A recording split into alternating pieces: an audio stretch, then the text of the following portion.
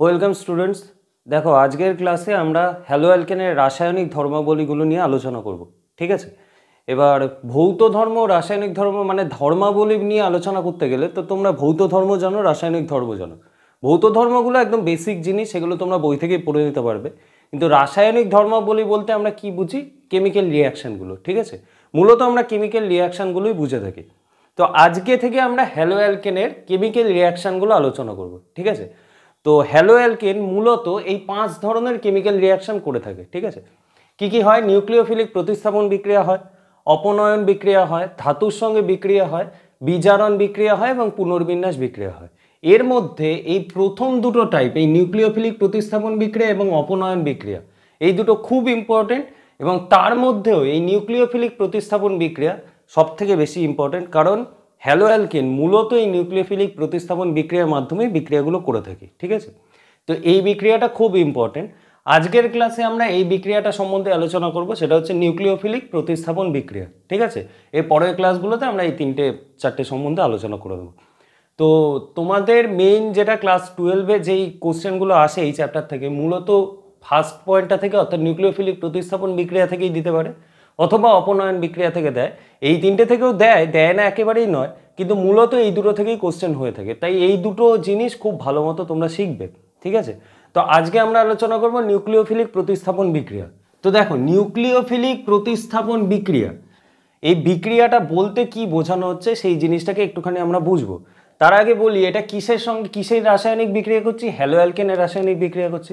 তার মানে একটা হ্যালো অ্যালকেন থাকতেই হবে। হ্যালো অ্যালকেনের সাধারণ সংকেত কি? একটা CX বন্ধন থাকবে এবং বাকি 3টে কার্বনের সঙ্গে যে কোনো গ্রুপ হতে পারে, হাইড্রোজেন হতে পারে, CH3 হতে পারে, যে কোনো গ্রুপ হতে পারে। আচ্ছা, নিউক্লিওফিলিক প্রতিস্থাপন বিক্রিয়া, তার মানে একটা নিউক্লিওফাইলও প্রেজেন্ট থাকতে হবে। তো দেখো, একটা নিউক্লিওফাইল লিখে দিচ্ছি। ঠিক আছে, নিউক্লিওফিলিক প্রতিস্থাপন বিক্রিয়া অর্থাৎ একটা নিউক্লিওফাইল প্রেজেন্ট থাকতে হবে এবং হ্যালো অ্যালকেনের রাসায়নিক বিক্রিয়া করছি, তাই একটা হ্যালো অ্যালকেনকে প্রেজেন্ট থাকতে হবে। ওকে, থেকে এই কথাটার মানে কি? নিউক্লিওফিলিক প্রতিস্থাপন বিক্রিয়া মানে কি? নিউক্লিওফিলিক প্রতিস্থাপন বিক্রিয়া হ্যালো অ্যালকেনের করছি, অর্থাৎ নিউক্লিওফাইল এসে হ্যালো অ্যালকেনের কোনো একটা গ্রুপকে প্রতিস্থাপিত করবে, করে নিজে সেই জায়গাটা দখল করবে। এটাই হচ্ছে নিউক্লিওফিলিক প্রতিস্থাপন বিক্রিয়া। তো জিনিসটা সম্বন্ধে ডিটেলসে আলোচনা করছি, তার আগে দেখে নাও কি জিনিস হয়। তো নিউক্লিওফাইলটা এসে কার্বনের সঙ্গে অ্যাটাচ হয়ে যায় এবং হ্যালোজেনটা বেরিয়ে যায়। ওকে, দেখো এখানটা কি রয়েছে? নিউক্লিওফাইলের সঙ্গে হ্যালো অ্যালকেনের রিয়াকশন করেছে, এটা একটা হ্যালো অ্যালকেন, CX বন্ধন রয়েছে। এর সঙ্গে রিয়াকশন করার ফলে নিউক্লিওফাইলটা এসে হ্যালোজেনকে রিপ্লেস করে নিজে সেই জায়গাটা দখল করে নিয়েছে। তার মানে কি হচ্ছে? নিউক্লিওফাইল এসে হ্যালো অ্যালকেনের হ্যালোজেন গ্রুপটাকে প্রতিস্থাপিত করে নিজে সেই জায়গাটা দখল করে দিচ্ছে। ওকে, সেই জন্য এটাকে বলা হচ্ছে নিউক্লিওফিলিক প্রতিস্থাপন বিক্রিয়া। কার বিক্রিয়া করছে? হ্যালো অ্যালকেনের। ওকে, জিনিসটা আশা করি বোঝা গেছে। এবার রিয়াকশনটা কিভাবে হয় সেই জিনিসটাকে আমরা বুঝবো। তার আগে দেখো, এই প্রত্যেকটার একটা করে নাম আছে। ঠিক আছে, তো এটাকে বলা হয় অ্যাটাকিং নিউক্লিওফাইল। নিউক্লিওফাইল রয়েছে, তো অ্যাটাকটা করছে, অ্যাটাক কিভাবে করে সেটাও দেখাচ্ছি। তার আগে এটাকে বলা হয় অ্যাটাকিং নিউক্লিওফাইল। তাহলে লিখে দিয়ে এগুলো কি কি বলে দেখো, তো সেগুলো লিখে দিয়েছি। দেখো, নিউক্লিওফাইলটাকে বলা হচ্ছে অ্যাটাকিং নিউক্লিওফাইল। কেন অ্যাটাকিং নিউক্লিওফাইল বলে এখনই বুঝতে পারবে। আচ্ছা, হ্যালো অ্যালকেনটা এটা বেসিক্যালি একটা রিঅ্যাক্ট্যান্ট মলিকুল। রিঅ্যাক্ট্যান্টকে এখানে সাবস্ট্রেট বলা হয়। ঠিক আছে, রিঅ্যাক্ট্যান্ট বা সাবস্ট্রেটের মধ্যে এমন কিছু তফাৎ নেই। এখানে রিঅ্যাক্ট্যান্টটাকে হ্যালো অ্যালকেনটাকে সাবস্ট্রেট বলা হচ্ছে। ঠিক আছে, এবার দেখো, নিউক্লিওফাইল এসে হ্যালো অ্যালকেনের হ্যালোজেনটাকে প্রতিস্থাপিত করে দিয়েছে। তার মানে এই যেই প্রোডাক্টটা হয়েছে, নিউক্লিওফাইলটা এসে হ্যালোজেনকে প্রতিস্থাপিত করে এই প্রোডাক্টটা পেয়েছি আমরা। ফলে এই প্রোডাক্টটাকে বলা হচ্ছে সাবস্টিটিউটেড প্রোডাক্ট। ঠিক আছে, কারণ নিউক্লিওফাইলটা এসে হ্যালোজেনকে সাবস্টিটিউট করে নিজে সেই জায়গাটা দখল করে দিয়েছে। তো সেই জন্য এটাকে বলা হচ্ছে সাবস্টিটিউটেড প্রোডাক্ট। আর এই X- যেটা বেরিয়েছে সেটাকে বলা হচ্ছে লিভিং গ্রুপ। প্রত্যেকটা সম্বন্ধে আলোচনা করছি। দেখো, তার আগে একটুখানি নিউক্লিওফাইল কাকে বলে একটুখানি বলে দিই। এই জিনিসটা ক্লাস 11-এর কনসেপ্ট। যারা ক্লাস 11 অত ভালো মতো পড়ে আসেনি তাদের জন্য এই জিনিসটা ক্লিয়ার হয়ে যাবে। নিউক্লিওফাইল তাদেরকেই বলে, ভালো মতো বোঝো জিনিসটা। নিউক্লিওফাইল তাদেরকেই বলা হয় যাদের নিজেদের ইলেকট্রন ঘনত্ব বেশি থাকে এবং সেই বেশি ইলেকট্রন ঘনত্ব সে কাউকে দিতে পারে। কাকে দেবে? যার ইলেকট্রনের প্রয়োজন রয়েছে। আবার বলি, নিউক্লিওফাইল তাদেরকেই বলে যাদের নিজেদের ইলেকট্রন ঘনত্ব বেশি থাকে এবং সেই বেশি ইলেকট্রন ঘনত্ব যার ইলেকট্রনের প্রয়োজন রয়েছে তাকে দিতে পারে। ঠিক আছে, এখানে দেখো নিউক্লিওফাইল রয়েছে, তার মানে এই নিউক্লিওফাইলের ইলেকট্রন বেশি রয়েছে। এই বেশি ইলেকট্রন ঘনত্বটা সে কাউকে দিতে পারে। কাকে দিতে পারে? যার ইলেকট্রনের দরকার রয়েছে। এখানে সেই হ্যালো অ্যালকেনটাকে দিচ্ছে। কেন হ্যালো অ্যালকেনটাকে দিচ্ছে সেটা এখন বলছি। দেখো নিউক্লিওফাইলের ব্যাপারটা ক্লিয়ার হয়েছে আশা করি। তো নিউক্লিওফাইলের দুটো এক্সাম্পল নিয়ে নিই। দেখো একটা হতে পারে OH মাইনাস হতে পারে, H2O হতে পারে, এগুলো নিউক্লিওফাইলের এক্সাম্পল। ঠিক আছে, কেন H2 এবং OH মাইনাস নিউক্লিওফাইল? দেখো OH এর মাথায় একটা মাইনাস সাইন রয়েছে, তার মানে ওর ইলেকট্রন ঘনত্ব বেশি রয়েছে, এবং এই বেশি ইলেকট্রন ঘনত্ব যার ইলেকট্রনের দরকার তাকে দিয়ে সে রিয়াকশান করতে পারে। এখনই দেখতে পাবে কিভাবে OH মাইনাস রিয়াকশান করে। ঠিক আছে, আর H2O এর ক্ষেত্রেও কিভাবে বলছি। H2O দেখো অক্সিজেনের দুটো লোন পেয়ার রয়েছে, অক্সিজেনের দুটো লোন পেয়ার থাকে, এই লোন পেয়ার দুটো রয়েছে বলে তার ইলেকট্রন ঘনত্ব বেশি রয়েছে, এবং এই মানে H2O এর এই লোন পেয়ার দুটো সে অন্য কাউকে দিতে পারে যার ইলেকট্রনের দরকার রয়েছে, দিয়ে রিয়াকশান করতে পারে। এর আগের দিনই তোমরা দেখেছিলে যখন আমি তোমাদের হ্যালোজেন অ্যাসিডের সঙ্গে অ্যালকোহলের রিয়াকশান করেছিলাম, একটা মেকানিজম করে দেখিয়েছিলাম। সেই মেকানিজমের মধ্যে তোমরা দেখেছিলে যে অক্সিজেনের দুটো লোন পেয়ার রয়েছে, এবং সেই দুটো লোন পেয়ারের মধ্যে একটা লোন পেয়ার সে হ্যালোজেন অ্যাসিডের মানে HX এর Hটাকে দিচ্ছিল, দিয়ে রিয়াকশান করছিল, তোমাদের দেখিয়েছিলাম এর আগের দিন। তো তোমরা বুঝতেই পারছো যে H2O এর ক্ষেত্রে দুটো নিঃসঙ্গ ইলেকট্রন জোড় বা লোন পেয়ার রয়েছে অক্সিজেনে। তো এই নিঃসঙ্গ ইলেকট্রন জোড় দুটো ইলেকট্রন ঘনত্ব বাড়িয়ে দিচ্ছে, ফলে এই বেশি ইলেকট্রন ঘনত্ব সে কাউকে দিয়েও রিয়াকশান করতে পারে। ওকে, তো নিউক্লিওফাইলের কনসেপ্টটা আশা করি ক্লিয়ার হয়েছে, যে যার নিজের ইলেকট্রন ঘনত্ব বেশি এবং সেই বেশি ইলেকট্রন ঘনত্ব যার ইলেকট্রনের দরকার তাকে দিয়ে সে একটা কেমিক্যাল রিয়াকশান করতে পারে। ওকে, তাকেই নিউক্লিওফাইল বলে। এখন আরও ক্লিয়ার হয়ে যাবে জিনিসটা। দেখো হ্যালো অ্যালকেন যেটা রয়েছে, হ্যালো অ্যালকেনের ক্ষেত্রে একটা মেইন জিনিস তোমাদের বলে দিতে হবে। তো নিউক্লিওফাইলের সম্বন্ধে কনসেপ্টটা ক্লিয়ার হয়েছে, এবার আমরা হ্যালো অ্যালকেন সম্বন্ধে একটা জিনিস পড়ব। হ্যালো অ্যালকেনের ক্ষেত্রে মূল যেই বন্ডটা হয় সেটা হচ্ছে CX বন্ধন। তোমরা জানো CX বন্ডটাকে নিয়ে আমরা বেসিক্যালি বলে থাকি হ্যালো অ্যালকেন, এবং কার্বনের সঙ্গে বাকি তিনটে যে কোনো গ্রুপ হতে পারে, হাইড্রোজেন CH3 যা ইচ্ছা হতে পারে। এবার কার্বন এবং হ্যালোজেন অণু, মানে কার্বন এবং হ্যালোজেন যে অণুটা রয়েছে সেটার যদি তোমরা ইলেকট্রোনেগেটিভিটি কম্পেয়ার করো, অর্থাৎ তড়িৎ ঋণাত্মকতা কম্পেয়ার করো, দেখবে অলওয়েজ হ্যালোজেনের তড়িৎ ঋণাত্মকতা কার্বনের থেকে বেশি হয়। হ্যালোজেনগুলো কি কি হতে পারে? ফ্লুরিন হতে পারে, ক্লোরিন হতে পারে, ব্রোমিন হতে পারে, আয়োডিন হতে পারে। ফ্লুরিনটাকে আমরা নিচ্ছি না, কেন নিচ্ছি না তোমাদের একটা ধারণা আছে আগের ক্লাসগুলো করার ফলে। যদি না করে থাকো আগের ক্লাসগুলো একটু দেখে নিও। ফ্লুরিনটাকে আমরা সাধারণত নিই না। এবার আমি এখানে বলছি তার আরও কারণ আছে, আমি বলছি পরে। এখানে আমরা মূলত নিয়ে থাকি ক্লোরিন, ব্রোমিন, আয়োডিন। তোমরা যদি ক্লোরিন, ব্রোমিন, আয়োডিন তিনটের ইলেকট্রোনেগেটিভিটি দেখো, ভ্যালুগুলো তোমরা নেটে সার্চ করবে পেয়ে যাবে। ঠিক আছে, তো কার্বনের ইলেকট্রোনেগেটিভিটি হয় 2.55, আর 2.55-এর থেকে অনেক বেশি হয় হচ্ছে ক্লোরিন, ব্রোমিন, আয়োডিন। যাই হোক, সেটা দরকার নেই তোমাদের জানা। তোমরা যদি ক্লোরিন, ব্রোমিন, আয়োডিনের ইলেকট্রোনেগেটিভিটি দেখো, কার্বনের থেকে অবশ্যই বেশি হয়। ঠিক আছে, তার মানে electronegativity of any halogen atom, সেটার ইলেকট্রোনেগেটিভিটিটা কার্বনের থেকে অনেক বেশি হয়। ওকে, এবার দেখো ইলেকট্রোনেগেটিভ মৌলের একটা মূল কাজ কি হয়। ইলেকট্রোনেগেটিভ মৌল যেগুলো ইলেকট্রোনেগেটিভ অ্যাটম, তারা জানো তোমরা যে তারা নিজেদের দিকে ইলেকট্রন ডেন্সিটি টেনে নেয়। ওকে, এবার দেখো এখানে হ্যালোজেন মৌলটা কার্বনের থেকে ইলেকট্রোনেগেটিভিটি বেশি, তার মানে হ্যালোজেন কি করবে? নিজের দিকে ইলেকট্রন ডেন্সিটি টেনে নেবে। কোন ইলেকট্রন ডেন্সিটি টানবে? এখানে আমরা CX বন্ধন নিয়ে আলোচনা করছি। তার মানে কার্বন এবং হ্যালোজেনের মধ্যে যেই সমযোজী বন্ধনটা রয়েছে, কার্বন এবং হ্যালোজেনের মধ্যে যেই সমযোজী বন্ধনটা রয়েছে, দেখো এখানে কার্বন এবং হ্যালোজেনের মধ্যে সমযোজী বন্ধন একটা তৈরি হয়েছে। কেন? কার্বন এবং হ্যালোজেনের মধ্যে একটা সিঙ্গেল বন্ড রয়েছে। সিঙ্গেল বন্ড থাকার ফলে সিঙ্গেল বন্ড সেইভাবেই তৈরি হয় যে দুটো ইলেকট্রন দিয়ে তৈরি হয়, একটা কার্বনের ইলেকট্রন, একটা হ্যালোজেনের ইলেকট্রন, দিয়ে দুজন মিলে শেয়ার করে জিনিসটা। ওকে, এবার হ্যালোজেনের তড়িৎ ঋণাত্মকতা বেশি, অর্থাৎ হ্যালোজেন নিজের দিকে ইলেকট্রন ডেন্সিটি টেনে নেবে। এবার হ্যালোজেন যদি নিজের দিকে ইলেকট্রন ডেন্সিটি টেনে নিচ্ছে, দেখো এই ইলেকট্রন ডেন্সিটিটা নিজের দিকে টেনে নিচ্ছে, এই জিনিসটাকে আমরা এইভাবে দেখাই, একটা অ্যারো দিয়ে নিচের দিকটা কেটে দিই, লাস্টের দিকটা এইভাবে কেটে দিই। ইলেকট্রনের শিফটটা ওইদিকে হচ্ছে, হ্যালোজেনের দিকে হচ্ছে বলে এটাকে আমরা এইভাবে দেখাই। তার মানে কি হচ্ছে? এই CX বন্ধনের ইলেকট্রন ডেন্সিটিটা হ্যালোজেন নিজের দিকে টেনে দিচ্ছে। ওকে, এবার দেখো ইলেকট্রনের চার্জ কি? নেগেটিভ। হ্যালোজেন নিজের দিকে ইলেকট্রন ডেন্সিটিটা টেনে নিচ্ছে, মানে ইলেকট্রনগুলোকে নিজের দিকে আংশিকভাবে টেনে নিচ্ছে, ফলে হ্যালোজেনের মাথায় একটা ডেল্টা নেগেটিভ সাইন আসবে। ওকে, আর কার্বনের দিক থেকে ইলেকট্রন হ্যালোজেনের দিকে চলে যাচ্ছে, ফলে কার্বনের মাথায় একটা ডেল্টা পজিটিভ সাইন আসবে। আশা করি বোঝাতে পারলাম। ওকে, এবার একটা জিনিস তোমাদের মনের মধ্যে আসতেই পারে যে ইলেকট্রন হ্যালোজেনের দিকে চলে যাচ্ছে, তাহলে ডেল্টা নেগেটিভ জিনিসটা কি? এই জিনিসটাও ক্লিয়ার করে দিচ্ছে। দেখো কার্বন এবং হ্যালোজেনের মধ্যে বন্ধনটা রয়েছে, ইনট্যাক্ট রয়েছে, এবার হ্যালোজেন তড়িৎ ঋণাত্মক হওয়ার জন্য হ্যালোজেন কি করছে, নিজের দিকে এই বন্ধনের ইলেকট্রনটা টেনে নিচ্ছে, পুরোপুরি নিজে নিয়ে নিতে পারছে না, নিয়ে নিতে পারে কিন্তু নিচ্ছে না। এইখানে কি হচ্ছে, হ্যালোজেন এবং কার্বনের মধ্যে যে বন্ধন জোড়ের ইলেকট্রনটা রয়েছে সেই বন্ধন জোড়ের ইলেকট্রনটা নিজের দিকে টেনে নিচ্ছে, পুরোপুরি নিয়ে নিচ্ছে না, আংশিকভাবে নিচ্ছে, ফলে তার মাথায় একটা আংশিক নেগেটিভ সাইন আসছে। ঠিক আছে, ডেল্টা দ্বারা বেসিক্যালি আংশিক জিনিসটাকে বোঝানো হয়। ডেল্টা মাইনাস মানে হচ্ছে আংশিকভাবে ঋণাত্মক তড়িৎগ্রস্ত, কারণ আংশিকভাবে সে সেই বন্ধন জোড়ের ইলেকট্রনটাকে নিজের দিকে টেনে নিচ্ছে। আর কার্বনের মাথায় ডেল্টা পজিটিভ, কেন, তার মানে এটা হচ্ছে আংশিকভাবে ধনাত্মক তড়িৎগ্রস্ত, অর্থাৎ কার্বনের দিক থেকে আংশিকভাবে ইলেকট্রনটা হ্যালোজেনটা বেশি তড়িৎ ঋণাত্মক হওয়ার জন্য হ্যালোজেনের দিকে চলে যাচ্ছে, সেই কারণে আংশিকভাবে ধনাত্মক তড়িৎগ্রস্ত হচ্ছে। এবার যদি এরকম হয় কখনো যে হ্যালোজেন এবং কার্বনের মধ্যে যেই বন্ডটা রয়েছে এক্সট্রা তড়িৎ ঋণাত্মক হওয়ার জন্য এই বন্ডিংয়ের যেই দুটো ইলেকট্রন, সেই দুটো ইলেকট্রনই হ্যালোজেন কী করলো, নিজের দিকে নিয়ে নিল, মানে বন্ডটাই আর থাকলো না।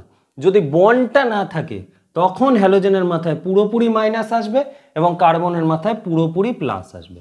ওকে, বাকি তিনটে বন্ড কার্বনের যেরকম রয়েছে সেরকমই থাকবে। তার মানে বন্ডিংটা যতক্ষণ রয়েছে, বন্ডটা যতক্ষণ রয়েছে, কিন্তু বন্ডটা যতক্ষণ রয়েছে ততক্ষণ এক্স এর মাথায় ডেল্টা নেগেটিভ সাইন আসছে, কারণ এক্স তড়িৎ ঋণাত্মক। তার মানে কি হচ্ছে, এক্স বন্ডিং ইলেকট্রনগুলো নিজের দিকে সামান্য আংশিকভাবে টেনে নিচ্ছে, কিন্তু বন্ডটা রয়েছে, সেই কারণে ওর মাথায় ডেল্টা নেগেটিভ আসছে। আর যদি পুরোপুরি নিয়ে নিত তাহলে পুরোপুরি নেগেটিভ সাইন আসতো। আশা করি ক্লিয়ার করাতে পেরেছি জিনিসটা। ওকে, তো এই জিনিসটা মুছে দিচ্ছি। তার মানে দেখো এখানে আমরা হ্যালো অ্যালকেনের সঙ্গে রিয়াকশন করেছি, বা সাবস্ট্রেটটা যেটা, তার মানে এক্স এর মাথায় কি আসবে, ডেল্টা নেগেটিভ আসবে, আর কার্বনের মাথায় ডেল্টা পজিটিভ আসবে। আশা করি বোঝাতে পারলাম কি কারণে ডেল্টা নেগেটিভ ডেল্টা পজিটিভ আসছে। আচ্ছা, তার আগে আরেকটা কথা বলা দরকার এখানে। দেখো এই ধরনের অণু যেগুলো, এই যে ডেল্টা নেগেটিভ ডেল্টা পজিটিভ, এই ধরনের মলিকিউলসগুলোকে বেসিক্যালি বলা হয়, মানে বেসিক্যালি মলিকিউলসগুলোকে, এই ধরনের হ্যালো অ্যালকেন বা যে কোনো মলিকিউলসকে যাদের মাথায় এরকম দুটো চার্জ থাকে, ডেল্টা নেগেটিভ থাকে ডেল্টা পজিটিভ থাকে, এই ধরনের মলিকিউলসকে মূলত বলা হয় পোলার মলিকিউলস। ঠিক আছে, কেন পোলার মলিকিউলস বলছে তার আগে বলি, দেখো এই বন্ডটাকে বলা হয় পোলার বন্ড। ঠিক আছে, এই কার্বন এবং হ্যালোজেনের মধ্যে দেখো কার্বনের মাথায় ডেল্টা পজিটিভ, এক্স এর মাথায় ডেল্টা নেগেটিভ, এই ধরনের বন্ডকে বলা হয় পোলার বন্ড। কেন পোলার বন্ড বলা হচ্ছে, দেখো এক্স এর মাথায় ডেল্টা নেগেটিভ রয়েছে, তার মানে একটা নেগেটিভ পোল রয়েছে, এবং কার্বনের মাথায় একটা ডেল্টা পজিটিভ রয়েছে, তার মানে একটা পজিটিভ পোল রয়েছে, অর্থাৎ দুটো পোলের সৃষ্টি হয়েছে, একটা ডেল্টা নেগেটিভ একটা ডেল্টা পজিটিভ, দুটো পোলের সৃষ্টি হয়েছে, একটা পজিটিভ পোল একটা নেগেটিভ পোল। সেই কারণে এই ধরনের বন্ডকে বলা হয় পোলার বন্ড, এবং এই সম্পূর্ণ মলিকিউলসটাকে বলা হয় পোলার মলিকিউলস। ওকে, আচ্ছা এবার দেখো রিয়াকশানটা কিভাবে হয়। আমি তার আগে কি বললাম, নিউক্লিওফাইল তাদেরকেই বলে যাদের নিজেদের ইলেকট্রন ডেন্সিটি বেশি থাকে, এবং সেই বেশি ইলেকট্রন ডেন্সিটি যার ইলেকট্রনের দরকার তাকে সে দিতে পারে। ওকে, এবার দেখো নিউক্লিওফাইল, আমি এখানে জাস্ট নিউক্লিওফাইল দিয়ে বলছি, এই এক্সাম্পলগুলো সম্বন্ধে পড়ে আসছি। নিউক্লিওফাইলটা রয়েছে, নিউক্লিওফাইলের রয়েছে কি, ইলেকট্রন ডেন্সিটি বেশি রয়েছে, এবং সে কাকে দেবে, যার ইলেকট্রনের দরকার রয়েছে, তাই তো। এবারে দেখো এখানে সাবস্ট্রেট মলিকিউল বা হ্যালো অ্যালকেনটা যেটা রয়েছে, সেখানে এক্সের দিকে ইলেকট্রন ডেন্সিটি বেশি রয়েছে, কার্বনের দিকে ইলেকট্রন ডেন্সিটি কম রয়েছে, তার মানে কার্বনের কি রয়েছে, ইলেকট্রনের দরকার রয়েছে। দেখো সমযোজী বন্ধন রয়েছে, তো সমযোজী বন্ধন তো তাদেরকেই বলে যে এই বন্ডিংয়ের দুটো ইলেকট্রন বেসিক্যালি তারা দুজন মিলে সমানভাবে শেয়ার করবে। সমযোজী বন্ধন তো তাদেরকেই বলে যে সমানভাবে দুটো ইলেকট্রনকে শেয়ার করবে, কিন্তু এখানে কি সমানভাবে শেয়ার হচ্ছে, হচ্ছে না। হ্যালোজেন বেশি তড়িৎ ঋণাত্মক, সেই কারণে কি করছে, হ্যালোজেন নিজের দিকে ইলেকট্রন ডেন্সিটি টেনে নিচ্ছে, তার মানে কার্বনের এখন এর কি দরকার রয়েছে, ইলেকট্রনের দরকার রয়েছে। সমযোজী বন্ধন আমরা নামই এখানে বলছি সমযোজী বন্ধন, এটা বেসিক্যালি সমযোজী বন্ধন, কিন্তু মানে তোমার হ্যালোজেনের তড়িৎ ঋণাত্মকতা বেশির জন্য সে নিজের দিকে ইলেকট্রন টেনে নিয়েছে। এবার সেই বন্ডিং ইলেকট্রন দুটো তো সমানভাবে শেয়ার হচ্ছে না, কার্বন তো সমানভাবে পাচ্ছে না ইলেকট্রন ডেন্সিটি, সেই কারণে কার্বনের কি রয়েছে, ইলেকট্রনের দরকার রয়েছে। তো সেই দরকারটা কে মেটাবে, নিউক্লিওফাইল মেটাবে, কারণ নিউক্লিওফাইল তাদেরকেই বলে যাদের নিজেদের ইলেকট্রন ডেন্সিটি বেশি, এবং সেই বেশি ইলেকট্রন ডেন্সিটি সে কাউকে দিতে পারে। তার মানে নিউক্লিওফাইল তো বসেই রয়েছে এখানে কাউকে দেওয়ার জন্য, যার ইলেকট্রনের দরকার রয়েছে। তো নিউক্লিওফাইলটা এসে কি করবে, কার্বনকে দেবে নিজের ইলেকট্রনটা, দেওয়ার ফলে কার্বন এবং হ্যালোজেনের মধ্যে যে বন্ডটা আছে সেই বন্ডটা পুরোপুরি খুলে যাবে, খুলে এক্স এর কাছে চলে যাবে। ওকে, এবার আমি বললাম তোমাদের একটা কথা, যে যদি কার্বন এবং হ্যালোজেনের মধ্যে যতক্ষণ বন্ডটা থাকছে, কার্বন এবং হ্যালোজেনের মধ্যে যতক্ষণ বন্ডটা থাকছে ততক্ষণ এক্সের মাথায় ডেল্টা নেগেটিভ আসবে এবং কার্বনের মাথায় ডেল্টা পজিটিভ আসবে। যেই এই বন্ডটা ভেঙে যাবে অমনি কার্বনের মাথায় এবং হ্যালোজেনের মাথায় কি হয়ে যাবে, হ্যালোজেনের মাথায় পুরোপুরি নেগেটিভ সাইন আসবে এবং কার্বনের মাথায় পুরোপুরি পজিটিভ সাইন আসবে, তাই তো?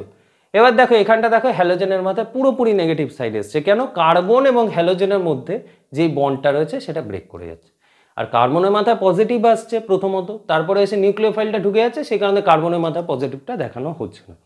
তো আশা করি রিয়াকশানটা বোঝা যাচ্ছে। পুরো রিয়াকশানটাকে আরেকবার বলে দিই। নিউক্লিওফাইল তাদেরকেই বলে যাদের নিজেদের ইলেকট্রন ডেন্সিটি বেশি এবং সেই বেশি ইলেকট্রন ডেন্সিটি সে কাউকে দিতে পারে। কাকে দেবে? যার ইলেকট্রনের দরকার রয়েছে। এবার তোমরা জানো যে হ্যালো অ্যালকেনের ক্ষেত্রে হ্যালোজেনটা বেশি তড়িৎ ঋণাত্মক হওয়ার জন্য হ্যালোজেনের মাথায় একটা ডেল্টা নেগেটিভ থাকে এবং কার্বনের মাথায় একটা ডেল্টা পজিটিভ সাইন থাকে। এবার নিউক্লিওফাইলের কাজই হচ্ছে সে এমন মলিকিউলসকে বা এমন কাউকে ইলেকট্রন দেবে যার ইলেকট্রনের দরকার রয়েছে। এখানে দেখো কার্বনের ইলেকট্রনের দরকার রয়েছে, তো নিউক্লিওফাইলটা কি করছে? কার্বনকে ইলেকট্রন দিচ্ছে। ফলে কার্বন এবং হ্যালোজেনের মধ্যে যেই বন্ডটা রয়েছে সেটা ব্রেক করে যাচ্ছে। ফলে নিউক্লিওফাইল যেহেতু কার্বনকে ইলেকট্রন দিচ্ছে এবং এর ফলে কার্বন এবং নিউক্লিওফাইলের মধ্যে বন্ড তৈরি হচ্ছে এবং কার্বন এবং হ্যালোজেনের মধ্যে যেই বন্ডটা ছিল সেটা ব্রেক করে যাচ্ছে, ফলে হ্যালোজেনটা এখানে বেরিয়ে যাচ্ছে। তো এই সমস্ত জিনিসগুলোকে আশা করি ক্লিয়ার করাতে পেরেছি। এবার নিউক্লিওফাইলটা এসে এখানে হ্যালো অ্যালকেনকে অ্যাটাক করছে বলে একে অ্যাটাকিং নিউক্লিওফাইল বলছে, আর সাবস্ট্রেটটা হ্যালো অ্যালকেনটাকে বলা হচ্ছে। আর সাবস্টিটিউটেড প্রোডাক্ট কেন বলা হচ্ছে সেটা বললাম। আর এক্সটা যেটা হ্যালোজেন ছিল সেটা বেরিয়ে যাচ্ছে বলে সেটাকে লিভিং গ্রুপ বলছে। লিভিং গ্রুপ এর আগের দিনই বলেছি যে যারা লিভ করে বেরিয়ে যায় তাদেরকেই লিভিং গ্রুপ বলা হয়। দেখো এখানে হ্যালোজেনটা এই হ্যালো অ্যালকেনের সিএক্স বন্ধনটা ব্রেক করে গিয়ে বেরিয়ে যাচ্ছে, তার মানে কি হচ্ছে? সেই কারণে হ্যালোজেনকে লিভিং গ্রুপ বলা হচ্ছে। ওকে, আচ্ছা, এবার কয়েকটা জিনিস একটুখানি আরও জেনে নিতে হবে। এবার দেখো এই যে লিভিং গ্রুপটা রয়েছে, পুরো রিয়াকশানটা আমরা বুঝে গেছি। লাস্টে গিয়ে যে লিভিং গ্রুপটা রয়েছে সেই লিভিং গ্রুপটা কি কি হতে পারে সেগুলো দেখে নিচ্ছি। দেখো লিভিং গ্রুপটা কি কি হতে পারে। এক্সটা মানে হ্যালোজেন যেটা, সেটা হয় হচ্ছে ফ্লুরিন হতে পারে, ক্লোরিন হতে পারে, ব্রোমিন হতে পারে, আয়োডিন হতে পারে, তাই তো? মানে প্রত্যেকটা মাইনাস, এখানে লিভিং গ্রুপ রূপে রয়েছে বলে মাইনাস রয়েছে, ঠিক আছে? দেখো এক্স মাইনাস তার মানে আই মাইনাস হবে, বিআর মাইনাস হবে, ক্লোরিন সিএল মাইনাস হবে, এফ মাইনাস হবে। ওকে, এবার এর আগের দিন আমি বলেছিলাম ফ্লুরিনের সাইজ খুব ছোট, ফলে ফ্লুরিন যার সঙ্গেই বন্ড করে না কেন তার সঙ্গে খুব স্ট্রং বন্ড করে, ঠিক আছে? এখানে দেখো কার্বন এবং ফ্লুরিনের মধ্যে যদি তোমরা এই মলিকিউলসটাকে দেখো সিএক্স এক্সের জায়গায় যদি ফ্লুরিন হয়, এক্সের জায়গায় যদি ফ্লুরিন হয়, এটা নিয়েই আলোচনা করছি, ঠিক আছে? এটাই আলোচনা করছি। প্রথমে হ্যালো অ্যালকেনটাই নিচ্ছি, এটাই নিচ্ছি, ঠিক আছে? সিএক্স, এই যে সিএক্সটাই নিচ্ছি, এটাই। এবার এক্সের জায়গায় যদি ফ্লুরিন হয় তাহলে ফ্লুরিনের সাইজ খুব ছোট, এর আগের দিনে আলোচনা করেছিলাম ফ্লুরিনের সাইজ খুব ছোট, ফলে কার্বন এবং ফ্লুরিনের মধ্যে যেই বন্ডটা হবে সেটাও খুব স্ট্রং হবে। এবার নিউক্লিওফাইল যদি এসে ব্যাক সাইড থেকে, মানে নিউক্লিওফাইল যদি অ্যাটাকও করে, তাহলে কি হবে? ফ্লুরিন এবং কার্বনের মধ্যে যেই বন্ডটা আছে সেটা বন্ডটা ব্রেক করতে একটু কষ্ট হবে, কারণ ফ্লুরিন এবং কার্বনের মধ্যে যেই বন্ডটা রয়েছে সেটা খুব স্ট্রং। ফলে ফ্লুরিনটা যেটা বেরোবে সেটা ব্যাড লিভিং গ্রুপ হবে। তোমরা এর আগের দিনই দেখেছিলাম আমরা কেন এইচএফ নিয়ে কাজ করি না, HCl, HBr, HI নিয়ে বেসিক্যালি কাজ করে থাকি। কেন? ফ্লুরিনটা খুব স্ট্রং বন্ড করে থাকে ফ্লুরিনের সাইজ ছোট হওয়ার জন্য, ফলে ফ্লুরিনকে সহজে বের করা যায় না, ফ্লুরিন খুব বাজে লিভিং গ্রুপ হয়ে থাকে। তো সেই কারণে ফ্লুরিন বেসিক্যালি এই রিয়াকশানগুলো করেই না, মানে মূলত না করার সমানই করে, কারণ ফ্লুরিন খুব বাজে লিভিং গ্রুপ। আশা করি বোঝা গেছে। এবার দেখো আয়োডিনের সাইজ খুব বড়, আয়োডিনকে একটু অ্যাটাক করলে আয়োডিন বেরিয়ে যায়, আমি আগের দিনই বলেছি। ফলে আয়োডিন হচ্ছে সব থেকে ভালো লিভিং গ্রুপ, তারপরে ব্রোমিন, তারপরে ক্লোরিন, তারপরে ফ্লুরিন। ফ্লুরিন হয়ই না বলতে গেলে রিয়াকশানটা, কারণ ফ্লুরিন খুব নিকৃষ্ট মানের লিভিং গ্রুপ। কেন? ফ্লুরিনের সঙ্গে যে কোনো অ্যাটমে যে বন্ডটা হয় সেটা খুব স্ট্রং হয়, ফলে এই বন্ডটা ব্রেক করাটা খুব চাপের হয়ে যায়, ঠিক আছে? মূলত এই এক কথা বলতে গেলে খুব চাপ হয় এই বন্ডটা ব্রেক করাটা। তো সেই কারণে ফ্লুরিন খুব বাজে লিভিং গ্রুপ। তার মানে পুরো নিউক্লিওফিলিক প্রতিস্থাপন বিক্রিয়া কি বলতে চাইছে সেটা আশা করি বোঝা গেল। ওকে, এবার চলো নিউক্লিওফিলিক প্রতিস্থাপন বিক্রিয়া মূলত কয়েকটা ভাগে বিভক্ত না বলে কয়েকটা মেকানিজমের মাধ্যমে হয়ে থাকে। সেই দুটো মেকানিজম আছে, সেই দুটো মেকানিজম একটুখানি দেখে নিই, চলো। আচ্ছা, তো দেখো এবার নিউক্লিওফিলিক প্রতিস্থাপন বিক্রিয়া যেটা বললাম যে বেসিক্যালি দুটো মেকানিজমের মাধ্যমে এক্সপ্লেন করা যায়, সেই দুটো হচ্ছে একটা SN1 এবং একটা SN2। আরেকটা রিয়াকশানও হয়ে থাকে নিউক্লিওফিলিক প্রতিস্থাপন বিক্রিয়ায় SNI রিয়াকশানের মাধ্যমে, যেটা তোমাদের ক্লাস 12-এর সিলেবাসে নেই। তোদের মূলত আছে SN1 এবং SN2, ঠিক আছে? তো SN1 এবং SN2 কথাটা শুনেই বুঝতে পারছো যে এটা বেসিক্যালি একটা শর্টভাবে লেখা রয়েছে, ঠিক আছে? তো SN1 এবং SN2-র ফুল নেমটা কি সেটা আমরা জানবো। দেখো, SN1-কে বলা হয় সাবস্টিটিউশন নিউক্লিওফিলিক ইউনিমলিকিউলার রিয়াকশন, ওকে? আর SN2-কে বলা হয় সাবস্টিটিউশন নিউক্লিওফিলিক বাইমলিকিউলার রিয়াকশন। এবার তোমরা সাবস্টিটিউশন নিউক্লিওফিলিক রিয়াকশন কাকে বলে সেটা বুঝতেই পারলে, এর আগেই বললাম। তোমাদের কালে এখানে নতুন জিনিস হচ্ছে, সেটা হচ্ছে ইউনিমলিকিউলার এবং বাইমলিকিউলার, এই কথা দুটো, ঠিক আছে? এবার মলিকিউলার, বাইমলিকিউলার বা ইউনিমলিকিউলার এই কথাটার মানে কি? বেসিক্যালি কথাটার মানে হচ্ছে যে ইউনিমলিকিউলার মানে হচ্ছে যেই রিয়াকশানটা করছি সেই রিয়াকশানটার মলিকিউলারিটি বা আণবিকতাটা 1 হবে, আর বাইমলিকিউলার মানে হচ্ছে মলিকিউলারিটি বা আণবিকতাটা 2 হবে। এবার দেখো, ইউনিমলিকিউলার কেন 1, ইউনিমলিকিউলার 2, বাইমলিকিউলার, জিনিসগুলো সম্বন্ধে একদম ডিটেলসে বলছি। তার আগে জাস্ট এটুকু জেনে রাখো, SN1-কে সাবস্টিটিউশন নিউক্লিওফিলিক ইউনিমলিকিউলার বলে, আর SN2-কে সাবস্টিটিউশন নিউক্লিওফিলিক বাইমলিকিউলার বলে, ঠিক আছে? দেখো, একটা মেইন জিনিস সেটা একটু শিখে নিই, সেটা হচ্ছে আণবিকতা নির্ণয়, ঠিক আছে? এতক্ষণ ধরে আমি বলছিলাম যে সাবস্টিটিউশন নিউক্লিওফিলিক ইউনিমলিকিউলার রিয়াকশন বা বাইমলিকিউলার রিয়াকশন। এই যে বাইমলিকিউলার বা ইউনিমলিকিউলার কথাটা বলতেই আমি বললাম যে তার মলিকিউলারিটি বা আণবিকতাটা 1 অথবা 2 হবে। এই আণবিকতা জিনিসটা কি সেই জিনিসটা একটুখানি বুঝে নিই। দেখো, এই আণবিকতা জিনিসটা তোমাদের কেমিক্যাল কাইনেটিক্স বা রাসায়নিক গতিবিদ্যা যে চ্যাপ্টারটা ছিল সেই চ্যাপ্টারটায় তোমরা পড়ে এসছো, ঠিক আছে? যদি কারোর ওখানে কনসেপ্টটা ক্লিয়ার না হয়ে গিয়ে থাকে তাদেরকে আমি এখানটা একটুখানি বুঝিয়ে দিচ্ছি। দেখো, আণবিকতা জিনিসটা কি। দেখো, মূলত যেই সমস্ত আমরা কেমিক্যাল রিয়াকশান পড়ে থাকি, যে কোনো কেমিক্যাল রিয়াকশান মূলত 2 রকমের হয়ে থাকে। একটা নির্দিষ্ট ধাপেই পুরো রিয়াকশানটা হয়ে যেতে পারে, অথবা অনেকগুলো ধাপে রিয়াকশানটা হয়ে থাকে, ঠিক আছে? এই ধরনের রিয়াকশানগুলো মূলত অর্থাৎ 2 রকমের হয়, একটা মৌলিক বিক্রিয়া হয়, একটা জটিল বিক্রিয়া হয়, ঠিক আছে? এবার তোমাদের আণবিকতা জিনিসটা বোঝার আগে তোমাদের মৌলিক বিক্রিয়া এবং জটিল বিক্রিয়া কাকে বলে সেই জিনিসটা একটুখানি বুঝে নিতে হবে। দেখো, মৌলিক বিক্রিয়া তাদেরকেই বলছে যে সমস্ত রিয়াকশান একটা নির্দিষ্ট ধাপে হয়ে থাকে, একটা ধাপেই পুরো রিয়াকশানটা হয়ে যাবে। একটা এক্সাম্পল দিই। দেখো, ধরো A+B থেকে C উৎপন্ন হচ্ছে, A+B থেকে C উৎপন্ন হচ্ছে, এই রিয়াকশানটাকে আমরা মৌলিক বিক্রিয়া বলে থাকবো। কেন? একটা ধাপেই দেখো A আর B মিলে গিয়ে C উৎপন্ন করে ফেলছে, মানে একটা নির্দিষ্ট ধাপেই পুরো রিয়াকশানটা হয়ে যাচ্ছে। এই ধরনের রিয়াকশানকে মূলত মৌলিক বিক্রিয়া বলা হয়ে থাকে, ঠিক আছে? এবার এই রিয়াকশানটার ক্ষেত্রে আণবিকতা যদি তোমাকে নির্ণয় করতে বলে, মূলত মৌলিক বিক্রিয়ার ক্ষেত্রেই আণবিকতা হয়ে থাকে, জটিল বিক্রিয়ার ক্ষেত্রে আণবিকতা কথাটা প্রযোজ্য নয়। কেন প্রযোজ্য নয় আসছি পরে, বলে দিচ্ছি এখনই। কিন্তু মৌলিক বিক্রিয়ার ক্ষেত্রে আণবিকতা কথাটা প্রযোজ্য, ঠিক আছে? তার মানে এই ধরনের একটা ধাপে যেই সমস্ত রিয়াকশান হয়ে থাকে তাদের ক্ষেত্রেই আমরা মূলত আণবিকতা কথাটা ইউজ করতে পারি বা মলিকুলারিটি জিনিসটা ইউজ করতে পারি। এবার তোমাকে যদি বলে এই রিয়াকশানটার আণবিকতা কি জিনিস তোমরা বার করো, দেখো সংজ্ঞাটা তোমরা কেমিক্যাল কাইনেটিক্স থেকে পড়বে, আমি বলছি না, অত ডিটেলসে যাচ্ছি না। আমি জাস্ট এক কথায় বলে যাচ্ছি যে তোমাদের যদি মৌলিক বিক্রিয়ার আণবিকতা নির্ণয় করতে বলে তাহলে তোমরা এইভাবে বলে দেবে যে মৌলিক বিক্রিয়ার আণবিকতা হচ্ছে সেই রিয়াকশানটায় যতগুলো রিয়াক্ট্যান্ট পার্টিসিপেট করেছে সেই সংখ্যাটাই তার আণবিকতা, অর্থাৎ যতগুলো বিক্রিয়ক পদার্থ রয়েছে তার সংখ্যাটাই হচ্ছে তার আণবিকতা। দেখো, এই মৌলিক বিক্রিয়াটার ক্ষেত্রে কতগুলো রিয়াক্ট্যান্ট রয়েছে বা বিক্রিয়ক পদার্থ রয়েছে, A আর B, এই দুটোকে বিক্রিয়ক পদার্থ বলা হয়, এটাকে বিক্রিয়াজাত পদার্থ বলা হয়। তার মানে রিয়াক্ট্যান্ট কটা রয়েছে বা বিক্রিয়ক পদার্থ কটা রয়েছে, দুটো, A আর B রয়েছে। সেই কারণে এই রিয়াকশনটার আণবিকতা হবে 2। বোঝাতে পারলাম? মৌলিক বিক্রিয়া আণবিকতা তাকেই বলে যে সেই বিক্রিয়া যতগুলো রিয়াক্ট্যান্ট পার্টিসিপেট করেছে তার সংখ্যাটাই হচ্ছে তার আণবিকতা। দেখো, এই রিয়াকশনটার ক্ষেত্রে আণবিকতা হচ্ছে 2। ওকে, আচ্ছা, এইবার ধরো জটিল বিক্রিয়া বলা হলো, ঠিক আছে? জটিল বিক্রিয়ার ক্ষেত্রে আণবিকতা কথাটাই প্রযোজ্য নয়। জটিল বিক্রিয়া কিরকম হতে পারে? ধরো একাধিক ধাপে যে সমস্ত রিয়াকশন হয়, আমি ধরে নিচ্ছি একটা রিয়াকশন হচ্ছে 2টো ধাপে। ধরো একটা রিয়াকশন হচ্ছে A+B থেকে D উৎপন্ন হচ্ছে, A+B থেকে D উৎপন্ন হচ্ছে, এটা একটা জটিল বিক্রিয়া। কি হচ্ছে? A+B থেকে D, এটা মেইন রিয়াকশন, এটা একটা জটিল বিক্রিয়া। এই রিয়াকশনটা একাধিক ধাপে হচ্ছে। কিভাবে হচ্ছে? 2টো ধাপে হচ্ছে। ধরো আমি বলছি 2টো ধাপে রিয়াকশনটা হচ্ছে। ধরো ফার্স্ট স্টেপে A+B থেকে C উৎপন্ন হচ্ছে এবং সেকেন্ড যে স্টেপটা রয়েছে সেটাতে C থেকে D উৎপন্ন হচ্ছে। ওকে, এবং এই পুরো রিয়াকশনটা যদি তোমরা দেখো, বেসিক্যালি এই রিয়াকশনটা আসছে কিভাবে, তোমরা যদি অঙ্কে এরকম অঙ্ক করে থেকেছো যে দুদিকে যদি এরকম সেম জিনিস থেকে থাকে আমরা কি করি, দুটোকে কেটে দিই, এরকমভাবে কেটে দিই। কেটে দেওয়ার পরে যেই জিনিসটা পাই এদিকে, যেই জিনিসটা পাই এ প্লাস বি এদিকে লিখি, আর এইদিকে যেটা পাই সেটা এদিকে লিখি। দেখো অ্যারো দিয়ে ডি লিখেছি। তার মানে মেইন যেই রিয়াকশানটা সেটা এ প্লাস বি থেকে ডি উৎপন্ন হচ্ছে, কিন্তু এই রিয়াকশানটা মূলত দুটো স্টেপের মাধ্যমে যায়, যে এ প্লাস বি থেকে সি হচ্ছে, সি থেকে ডি হচ্ছে। অর্থাৎ এই দুটো স্টেপ বা একাধিক ধাপে রিয়াকশানটা হচ্ছে, এই ধরনের রিয়াকশানকে জটিল বিক্রিয়া বলা হয়। অর্থাৎ এ প্লাস বি থেকে যে ডি উৎপন্ন হচ্ছে এটা একটা জটিল বিক্রিয়ার এক্সাম্পল। এবার এটা তোমায় আণবিকতা বার করতে বললো।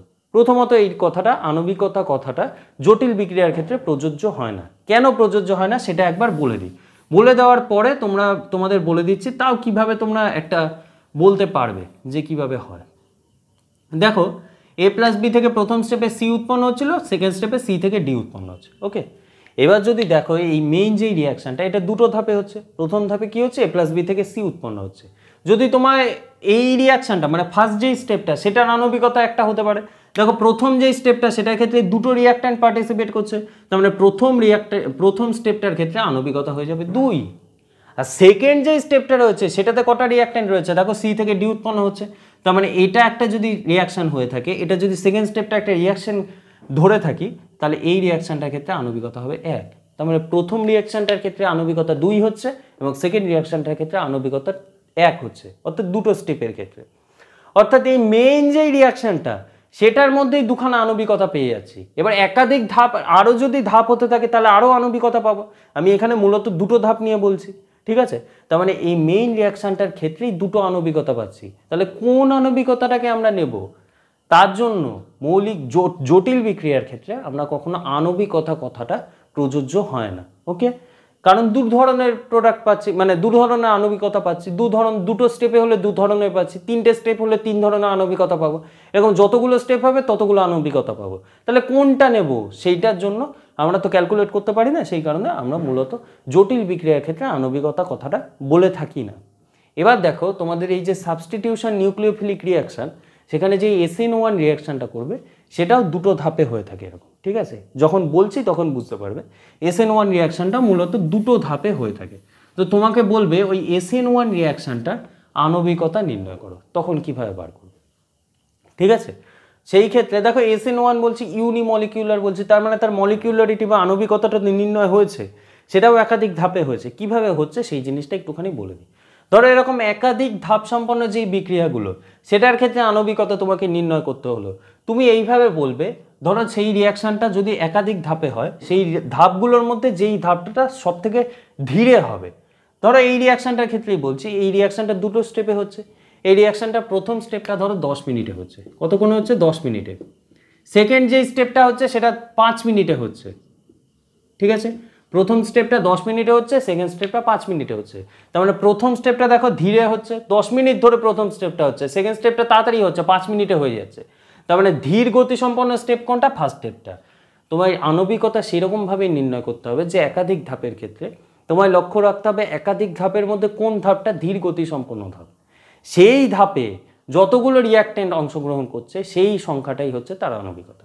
অর্থাৎ এই যে মেইন যেই রিয়াকশানটা, যে A + B থেকে D উৎপন্ন হচ্ছিল, সেই মেইন রিয়াকশানটার যদি আণবিকতা তোমাকে নির্ণয় করতে হয়, তাহলে এই রিয়াকশানটা কটা ধাপে হচ্ছে? দুটো ধাপে। এবং সেই দুটো ধাপের মধ্যে প্রথম ধাপটা হচ্ছে ধীর গতি সম্পন্ন ধাপ। তার মানে প্রথম ধাপে যে কটা রিয়াক্ট্যান্ট অংশগ্রহণ করছে সেটাই তার ওভারঅল রিয়াকশানটার আণবিকতা হয়ে যাবে। তার মানে ওভারঅল রিয়াকশানটা কী ছিল? A + B থেকে D উৎপন্ন হচ্ছে, এই পুরো রিয়াকশানটার আণবিকতা হয়ে যাবে 2। কারণ এই রিয়াকশানটার ক্ষেত্রে প্রথম স্টেপটা রয়েছে ধীর গতি সম্পন্ন স্টেপ। ওকে, আশা করি বোঝাতে পারো, ঠিক আছে? এবার তোমাদের একটা কোশ্চেন আসতে পারে যে রেট কিভাবে নির্ণয় করব, ঠিক আছে, বা হার কিভাবে নির্ণয় করব, সেই জিনিসটাকে আমি বলে দিই। দেখো কেমিক্যাল কাইনেটিক্সে এটাও পড়ে এসছো যে হার সেইভাবেই নির্ণয় করা হয় যে ধীর গতি সম্পন্ন যে স্টেপটা হয় সেটাই তার হার নির্ণয়ক ধাপ হয়ে থাকে বা রেট ডিটারমিনিং স্টেপ হয়ে থাকে। এবার দেখো যদি তোমরা এই জটিল বিক্রিয়াটা দেখো, অর্থাৎ ধরো এই রিয়াকশানটার ক্ষেত্রে এই রিয়াকশানটা দুটো স্টেপে হচ্ছে, এই দুটো স্টেপের মধ্যে স্লো স্টেপ কোনটা বা ধীরে কোনটা হচ্ছে? ফার্স্ট স্টেপটা হচ্ছে। তার মানে যদি তোমাকে বলে এই পুরো রিয়াকশানটার ক্ষেত্রে এই A + B থেকে D উৎপন্ন হচ্ছে, এই রিয়াকশানটার হার নির্ণয়ক ধাপ কোনটা হবে? বলবে ফার্স্ট স্টেপটা। কেন? ফার্স্ট স্টেপটা ধীর গতি সম্পন্ন ধাপ। ধীর গতি সম্পন্ন ধাপে যতগুলো রিয়াক্ট্যান্ট অংশগ্রহণ করছে, মানে এক কথায় বলতে গেলে যতগুলো এরকম রিয়াক্ট্যান্ট বা বিক্রিয়ক পদার্থ অংশগ্রহণ করছে সেটাই তার আণবিকতা হবে এবং সেই ধীর গতি সম্পন্ন ধাপটাই তার হার নির্ণয়ক ধাপ হয়ে থাকবে। ওকে, আশা করি বোঝাতে পারলাম, ঠিক আছে? তো তোমাদের এই জিনিসগুলো কেমিক্যাল কাইনেটিক্সেই বলা হয়ে গিয়ে থাকে। যদি কেউ না কনসেপ্ট ক্লিয়ার হয়ে থাকে আমি একবার বলে দিলাম।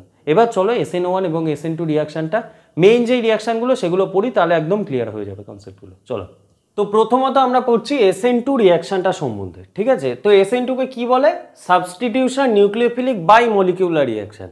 তো একটা রিয়াকশান লিখে জিনিসটা সম্বন্ধে বুঝবো।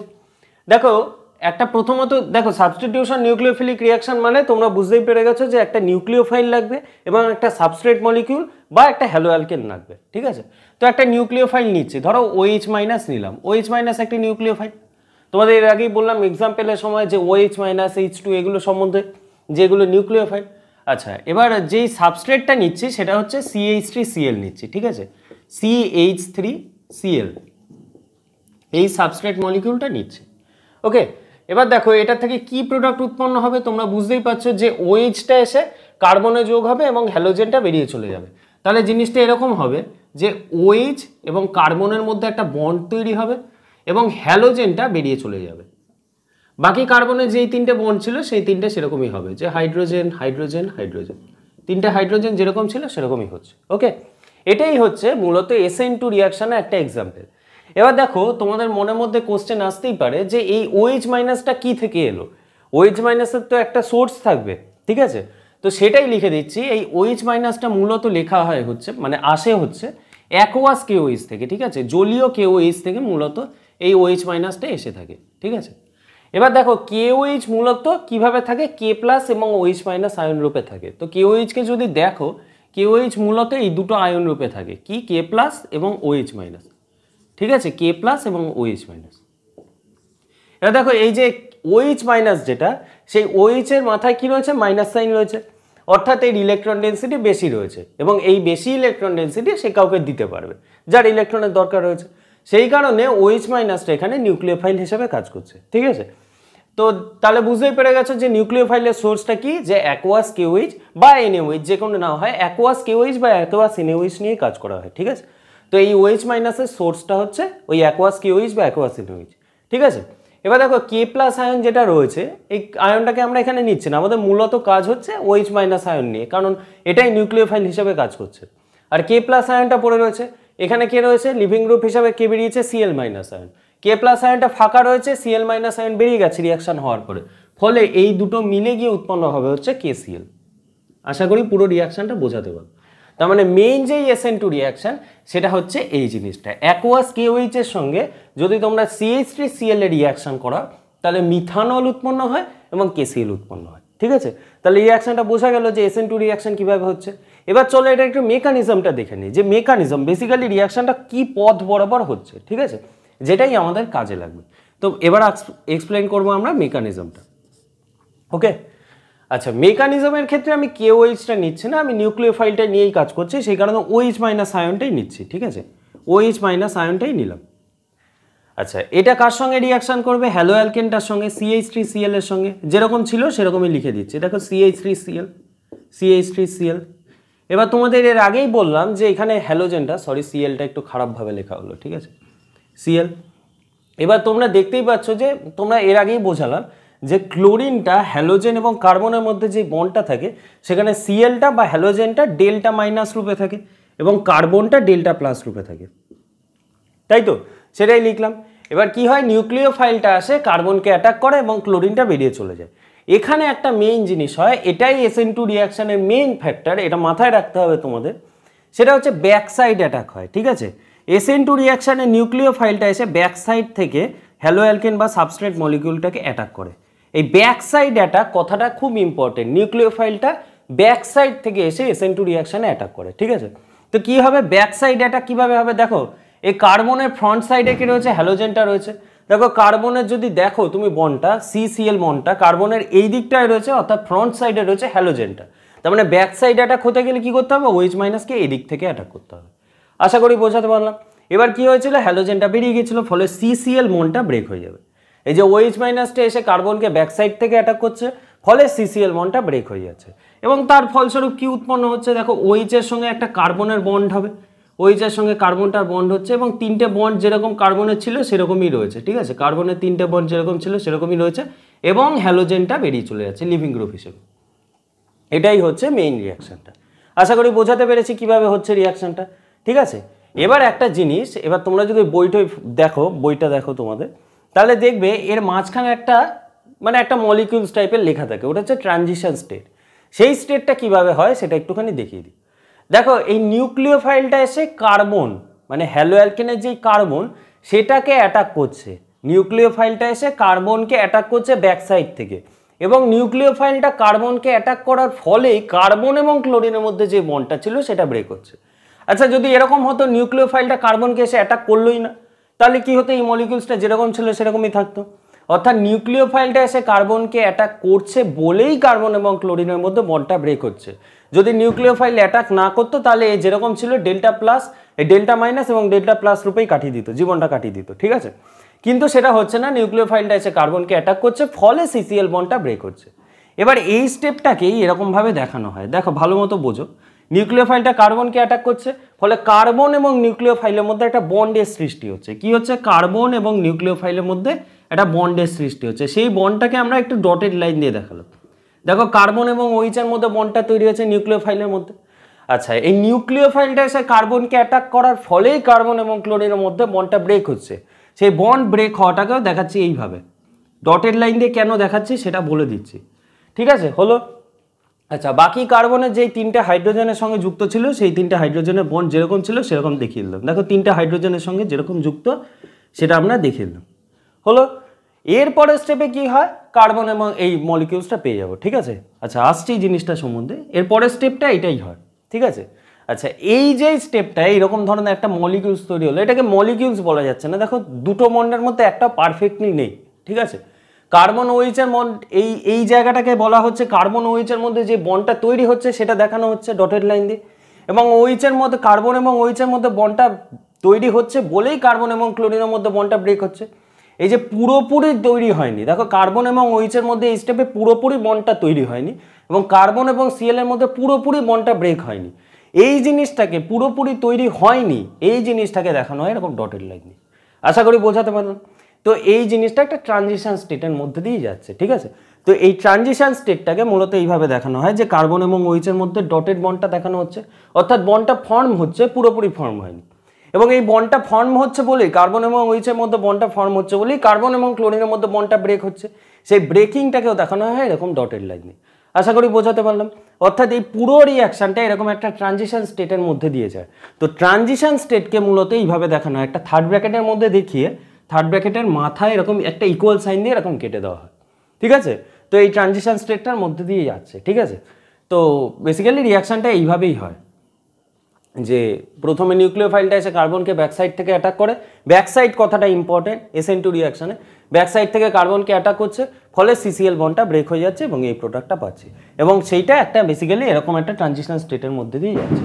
আশা করি বোঝাতে পারলাম কিভাবে SN2 রিয়াকশন হচ্ছে। ওকে, এবার SN2কে কেন SN2 রিয়াকশন বলা হচ্ছে, অর্থাৎ টু বাইমলিকিউলার কেন বলা হচ্ছে সেটা একটুখানি বুঝবো। চলো দেখো, এবার SN2 রিয়াকশন যেটা আমরা পড়লাম মেকানিজমটা, সেটাই ওপরে লিখে দিয়েছি, একটু পরিষ্কার করে লিখে দিয়েছি, ঠিক আছে। তো দেখো একটা জিনিস, যে নিউক্লিওফাইলটা এসে মানে সাবস্ট্রেটটাকে ব্যাকসাইড থেকে অ্যাটাক করছে, ফলে এরকম একটা ট্রানজিশন স্টেটের মধ্যে দিয়ে যাচ্ছে এরকম, এবং আমরা এরকম ধরনের একটা সাবস্টিটিউটেড প্রোডাক্ট পাচ্ছি। জিনিসটা আশা করি বোঝা গেছে। এইবার তোমাদের মধ্যে একটা কোশ্চেন আসতে পারে যে এই যে SN2 রিয়াকশন সেটাকে বাইমলিকিউলার কেন বলা হচ্ছে, অর্থাৎ আণবিকতাটা কেন দুই বলা হচ্ছে, ঠিক আছে। তার আগে একটা কথা বলে রাখি যে SN2 রিয়াকশনে তোমাদের যেমন একটা ইম্পর্টেন্ট ফ্যাক্টর বললাম বা কথা বললাম, যেটা মাথায় রাখতেই হবে, যে নিউক্লিওফাইলটা এসে সাবস্ট্রেটটাকে ব্যাক সাইড থেকে অ্যাটাক করে। ব্যাক সাইড কথাটা যেরকম ইম্পর্টেন্ট নিউক্লিওফাইলের ব্যাক সাইড অ্যাটাকটা, সেরকম SN2 রিয়াকশনের ক্ষেত্রে আরেকটা কথাও ইম্পর্টেন্ট, যে মূলত SN2 রিয়াকশন এক ধাপেই হয়ে থাকে, মানে একটা ধাপেই পুরো রিয়াকশনটা হয়ে থাকে। যদি এরকম একটা ট্রানজিশন স্টেটের মধ্যে দিয়ে যায়, কিন্তু বেসিক্যালি রিয়াকশনটা এক ধাপ সম্পন্ন বিক্রিয়া। এবার দেখো ট্রানজিশন স্টেটের মধ্যে দিয়ে যাচ্ছে, কিন্তু এক ধাপ সম্পন্ন তোমাদের মনে আসতেই পারে যে ট্রানজিশন স্টেটের মধ্যে দিয়ে তো যাচ্ছে, তাহলে এক ধাপ সম্পন্ন বলছি কিভাবে। আচ্ছা দেখো, এই যে এই ট্রানজিশন স্টেটটা বা ট্রানজিশন মলিকিউল যেটা, সেটা দেখো কোনো একটা পারফেক্ট মলিকিউল নয়। নিউক্লিওফাইলটা অ্যাটাক করছে, ফলে কার্বন এবং ওইচের মধ্যে বন্ডটা তৈরি হচ্ছে, পুরোপুরি তৈরি হয়নি, এবং নিউক্লিওফাইলটা অ্যাটাক করার ফলেই কার্বন এবং ক্লোরিনের মধ্যে বন্ডটা ব্রেক হচ্ছে, পুরোপুরি ব্রেক হয়নি। তার মানে কি এই পুরো মলিকিউলসটাকে জাস্ট তৈরি হওয়াটা দেখানো হচ্ছে এবং ব্রেক হওয়াটা দেখানো হচ্ছে। তার মানে পারফেক্ট মলিকিউল এটা নয়। তার মানে এরকম কোনো মানে মলিকিউলের মধ্যে দিয়ে যাচ্ছে না। যেহেতু মলিকিউলের মধ্যে দিয়ে যাচ্ছে না, সেই কারণে এদেরকে আমরা ইন্টারমিডিয়েট মলিকিউল বা ইন্টারমিডিয়েট স্টেপও বলতে পারি না। পারফেক্ট মলিকিউল তো নয়, যদি পারফেক্ট মলিকিউল হতো তাহলে তাকে আমরা ইন্টারমিডিয়েট মলিকিউল বলতাম। যেহেতু পারফেক্ট মলিকিউল নয়, সেই কারণে এদেরকে আমরা ইন্টারমিডিয়েট মলিকিউল বলতে পারছি না। তার মানে কি হচ্ছে, এরকম একটা ট্রানজিশন স্টেটের মাধ্যমে যাচ্ছে, ঠিক আছে। তো যেহেতু এরকম একটা ট্রানজিশন স্টেটের মাধ্যমে যাচ্ছে, এটা একটা কাল্পনিক স্টেপ, ঠিক আছে। এটাকে জাস্ট আমরা এরকমভাবে দেখাচ্ছি। মূলত রিয়াকশানটা কি হয়, নিউক্লিওফাইল এসে তোমার হ্যালো অ্যালকেনকে অ্যাটাক করে, ফলে এরকম ধরনের সাবস্টিটিউটেড প্রোডাক্টটা পাচ্ছে এবং লিভিং গ্রুপটা বেরিয়ে যায়, ঠিক আছে। তো বেসিক্যালি SN2 রিয়াকশানটা একটা মৌলিক বিক্রিয়া। তোমাদের এর আগেই বললাম, মৌলিক বিক্রিয়া কি হয়, এক ধাপ সম্পন্ন বিক্রিয়া, আর জটিল বিক্রিয়া কি হয়, বহু ধাপ সম্পন্ন বিক্রিয়া। তার মানে একাধিক ধাপে হতে পারে রিয়াকশানটা। তো যেহেতু এটা মৌলিক বিক্রিয়া, তার মানে কি হচ্ছে, SN2 রিয়াকশনটা যেহেতু একটা ধাপে হচ্ছে, সেই কারণে এটাকেও আমরা মৌলিক বিক্রিয়া বলে থাকতে পারি। SN2 রিয়াকশন এক ধরনের মৌলিক বিক্রিয়া, ওকে। এবার তোমাদের এর আগে যখন বললাম আণবিকতা কাকে বলে মৌলিক বিক্রিয়ার ক্ষেত্রে, তখন এক কথা আমি বললাম, মৌলিক বিক্রিয়ায় যত সংখ্যক রিয়াক্টেন্ট মিলে প্রোডাক্টটা উৎপন্ন করছে, সেই রিয়াক্টেন্টের নাম্বারটাই হচ্ছে ওই মৌলিক বিক্রিয়াটার ক্ষেত্রে আণবিকতা। তো দেখো SN2 রিয়াকশনও এক ধরনের মৌলিক বিক্রিয়া। তার মানে SN2 রিয়াকশনেও যত সংখ্যক রিয়াক্টেন্ট লাগছে মিলে প্রোডাক্টটা উৎপন্ন করছে, সেটাই তার আণবিকতা। আচ্ছা, এখানে কত সংখ্যক রিয়াক্টেন্ট লাগছে? দেখো OH মাইনাসও একটা রিয়াক্টেন্ট, অর্থাৎ অ্যাকোয়াস KOH যেটা, সেটাও একটা রিয়াক্টেন্ট, এবং সাবস্ট্রেট যেটা অর্থাৎ হ্যালো অ্যালকেনটা, সেটাও একটা রিয়াক্টেন্ট। কেন OH মাইনাসটা ইম্পর্টেন্ট? কেন OH মাইনাস হ্যালো অ্যালকেনকে অ্যাটাক করছে বলেই কার্বন এবং ক্লোরিনের মধ্যে বন্ডটা ব্রেক হচ্ছে। যদি হ্যালো অ্যালকেনকে OH মাইনাসটা অ্যাটাক না করতো বা নিউক্লিওফাইলটা অ্যাটাক না করতো, তাহলে কি হ্যালো অ্যালকেনের খেয়ে কোনো কাজ ছিল না, ক্লোরিনকে ছেড়ে দেবে? তার মানে কি হচ্ছে, নিউক্লিওফাইলটা যেরকম এখানে ইম্পর্টেন্ট, সেরকম হ্যালো অ্যালকেন অর্থাৎ সাবস্ট্রেটটাও ইম্পর্টেন্ট। তার মানে নিউক্লিওফাইল এবং সাবস্ট্রেট দুটোই ইম্পর্টেন্ট এই স্টেপটার ক্ষেত্রে, এই রিয়াকশনটার ক্ষেত্রে। অর্থাৎ এই রিয়াকশনটার ক্ষেত্রে SN2 রিয়াকশনে যেহেতু দুটো রিয়াক্ট্যান্ট লাগছে, সেই কারণে এই রিয়াকশনটার ক্ষেত্রে আণবিকতাটা হবে 2। সেই কারণে SN2কে বাইমলিকিউলার বলা হচ্ছে। কথাটা বোঝাতে পারলাম? SN2 রিয়াকশনে দেখো অ্যাকোয়াস KOH যেরকম লাগছে, CH3Cl লাগছে। তার মানে মৌলিক বিক্রিয়া, যেহেতু মৌলিক বিক্রিয়ার ক্ষেত্রে আণবিকতা তাকেই বলে যত সংখ্যক রিয়াক্ট্যান্ট মিলে অংশগ্রহণ করে রিয়াকশনটা তৈরি করছে। তার মানে এখানে কটা রিয়াক্ট্যান্ট রয়েছে? দুটো রিয়াক্ট্যান্ট রয়েছে, তার মানে এর আণবিকতা হয়ে যাবে 2। আশা করি বোঝাতে পারলাম যে SN2 রিয়াকশনকে, দেখো সাবস্টিটিউশন নিউক্লিওফিলিক রিয়াকশন মানে বুঝেই গেছো যে কাকে বলে। এবার বাইমলিকিউলার কেন বলা হচ্ছে এই রিয়াকশনটাকে? কারণ দুটো রিয়াক্ট্যান্ট মিলে বেসিক্যালি প্রোডাক্ট উৎপন্ন করছে, সেই কারণে এর আণবিকতা 2 বলে এটাকে বাইমলিকিউলার রিয়াকশনও বলা হচ্ছে। তার মানে SN2 রিয়াকশনের ক্ষেত্রে আমরা যেই জিনিসগুলো দরকার সেই জিনিসগুলো বুঝে গেলাম। এবার আরেকটা কথাও বলে রাখি যে SN2 রিয়াকশনে যদি তোমাদের হার নির্ণয়ক ধাপ বা রেট ডিটারমিনিং স্টেপ নির্ণয় করতে বলে, তাহলে তোমরা কিভাবে বলবে? দেখো এক ধাপ সম্পন্ন যেই বিক্রিয়াটা, সেটার ক্ষেত্রে রেট ডিটারমিনিং স্টেপ কোনটা হবে? এর আগেই বললাম যে একটা ধাপে হচ্ছে মানে যেই ধাপটাই হবে সেটাই তার RDS হবে। তার মানে SN2 রিয়াকশনের ক্ষেত্রে RDS হবে বেসিক্যালি এই যেই রিয়াকশনটা একটা ধাপে হচ্ছে সেটাই তার RDS, রেট ডিটারমিনিং স্টেপ। আশা করি বোঝাতে পারলাম যে SN2 রিয়াকশন কাকে বলে, কিভাবে হচ্ছে SN2 রিয়াকশন, এক্সাম্পল দেখিয়ে দিলাম, এবং কেন SN2 রিয়াকশন বাইমলিকিউলার বলা হচ্ছে সেটাও আশা করি বুঝিয়ে দিতে পারলাম, ঠিক আছে। এবার চলো আমরা একটু SN1 রিয়াকশনে যাই। SN2টা ভালো মতো বুঝে থাকলে SN1 বোঝা কোনো ব্যাপার না, SN1টাকে একটুখানি বুঝে নিই। চলো ধরনের রিয়াকশনকে, এটা একটা এক্সাম্পল নিয়েছি SN1 রিয়াকশনে। তো এই ধরনের রিয়াকশন বলছে SN1 রিয়াকশন মানে মেকানিজমটা ফলো করে কিভাবে হচ্ছে। তো দেখো প্রথমে নিয়েছে একটা টারশিয়ারি হ্যালো অ্যালকেন নিয়েছি, ঠিক আছে, টারশিয়ারি সাবস্ট্রেট নিয়েছি। দেখো কার্বনের সঙ্গে 3টে CH3 গ্রুপ যুক্ত রয়েছে, কার্বনের সঙ্গে 3টে C যুক্ত থাকলে তাকে আমরা 3 ডিগ্রি বলি। তো এই ধরনের একটা 3 ডিগ্রি তোমার হ্যালো অ্যালকেন নিয়েছি, তার সঙ্গে জলীয় KOH রিয়াকশন করেছি। যেরকম জলীয় KOH নিয়েছিলাম আগেরটাতে সেরকমই রিয়াকশন করেছি, করার ফলে দেখা যাচ্ছে এই ধরনের প্রোডাক্ট উৎপন্ন হচ্ছে, ঠিক আছে। তো কি জিনিস হচ্ছে, মেকানিজমটা দেখলে তোমরা বুঝতে পারবে। এটার মেকানিজমটা একটু ডিফারেন্ট আগেরটার ক্ষেত্রে, ঠিক আছে। মেকানিজমটা দেখি চলো। দেখো এটা বেসিক্যালি দুটো স্টেপে হয়, ঠিক আছে। আগেরটার ক্ষেত্রে দেখিয়েছিলাম আগেরটা সিঙ্গেল স্টেপেই হচ্ছিল, ওটা মাঝখানে একটা ইন্টারমিডিয়েট তৈরি হচ্ছিল, কিন্তু এটা প্রপারলি দুটো স্টেপ ফলো করে। কিভাবে হচ্ছে দেখো, প্রথমত এই যে এই জিনিসটা সেটাকে একটু খুলে লিখছি। দেখো CH3, ঠিক আছে, আর তার সঙ্গে কি রয়েছে Br, ওকে, Br রয়েছে। এবার কি করে প্রথম স্টেপে ব্রোমিনটা অটোমেটিক্যালি বেরিয়ে যায়, ব্রোমিনটা নিজে থেকেই এই কার্বনকে ছেড়ে বেরিয়ে চলে যায়, ঠিক আছে। তাহলে কি উৎপন্ন হচ্ছে? সি প্লাস উৎপন্ন হয়, আর তিনটে CH3 গ্রুপ যেরকম ছিল সেরকমই রয়েছে, সেরকমই দেখানো হয়, ঠিক আছে।